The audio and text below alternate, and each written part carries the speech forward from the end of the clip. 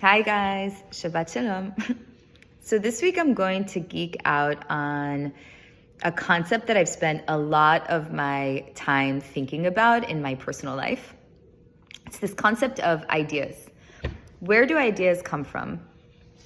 Why is it that certain ideas have resonance with other people and gain legs and manifest successfully in the real world, while other ideas really do not? This week's Parashat Teztave, I believe holds in it the blueprint for the creative process. So the context is that God is walking Moses through the sanctification process of the holy priests, of the Kohanim, with extra emphasis on the Kohen Gadol and the garments that the Kohen Gadol is to wear. And the parasha starts off with God telling Moses to find and speak to all the artists and craftsmen that are going to be making these garments. And the Torah reads, ואתה תדבר אל כל חכמי לב, אשר מלהיטיב רוח חוכמה, ועשו את בגדי אהרון לקודשו. God says to Moses, you will speak to all those who are wise in their heart, chochmei lev, wise in their heart, asher miliativ ruach chochma, whom I have filled with the spirit of wisdom, and they will make the clothing of the Kohanim. And I ask, what does it mean to be wise in the heart? And what does it mean that God filled these people with the spirit of wisdom? So to unpack this, we need for a moment to better understand this idea of chokhmah, which in the simplest and most literal sense translates into wisdom, but Kabbalistically contains a much deeper idea. In the Kabbalah, chokhmah is the very first point of creation. It's the initial spark. It's the download of a thought or a vision. In Hebrew, there's a phrase, yesh mi'ayin. It's something that comes from nothing. And the idea is that ideas are not something that we effort towards. Ideas are actually things that we receive from a higher source, from the ultimate source of creation, from God. And how do we receive these ideas? By being wise in our hearts. Our work is to refine ourselves so that we're worthy of receiving ideas and so that we could discern between ideas that come from divine inspiration and ideas that feel forced.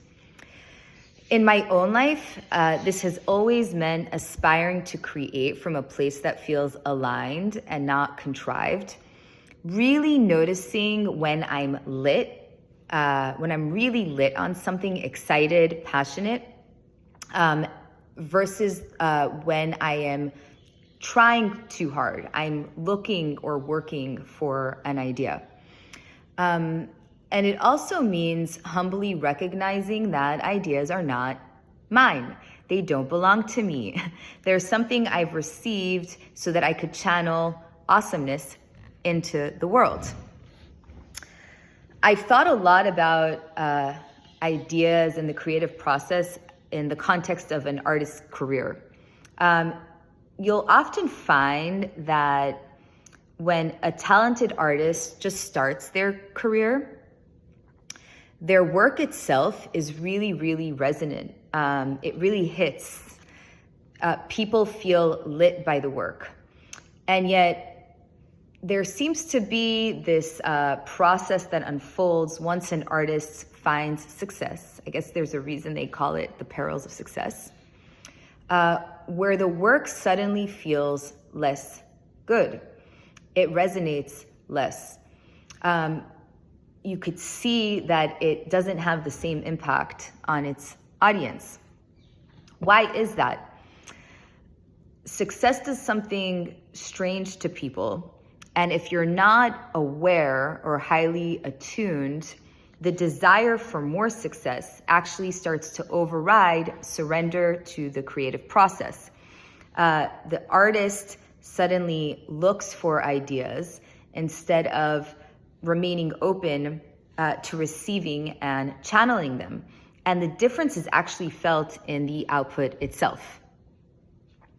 Now, once you have an idea, how do you manifest it in the physical world? So the idea comes, and now what? The parasha also talks about this and walks us through the answer.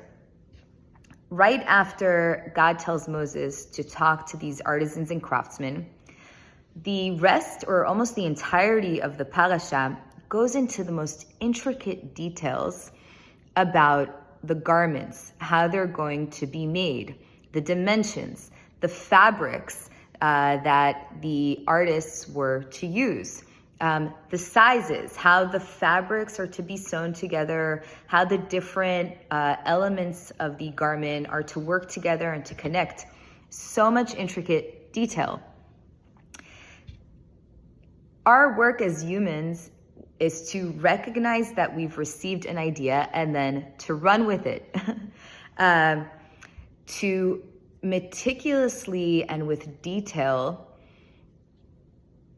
execute this idea in the physical world and drive towards the vision. And effectively what happens is we've co-created with God. And I could speak about an experience in my own life in which this was very felt on my part. It was Rosh Hashanah several months ago, and I suddenly got a download that I am going to make a sukkah in a public space in Tel Aviv. And I call it a download because it was truly that. This idea came out of nowhere. It came and then I saw it.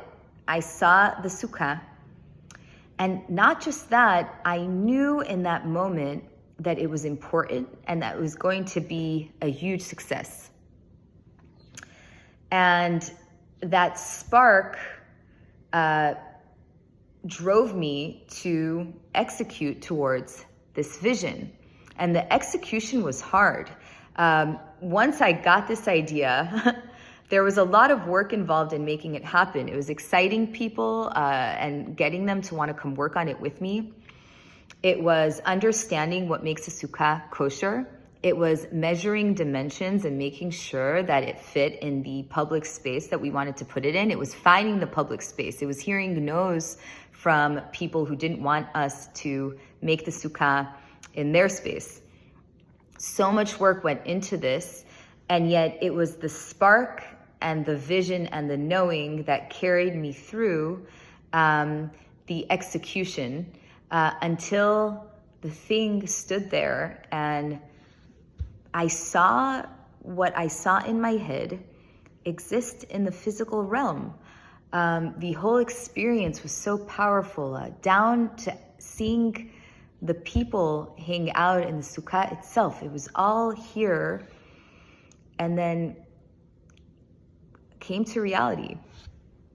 So I hope you're as geeked out on this idea as I am. And I hope that, something here maybe causes you next time to pause and recognize in yourself when an idea is coming to you versus when you're trying too hard, and to appreciate that the former always resonates, always hits more than the latter, at least in my experience and in what I've seen in the world. That's it. Shabbat Shalom.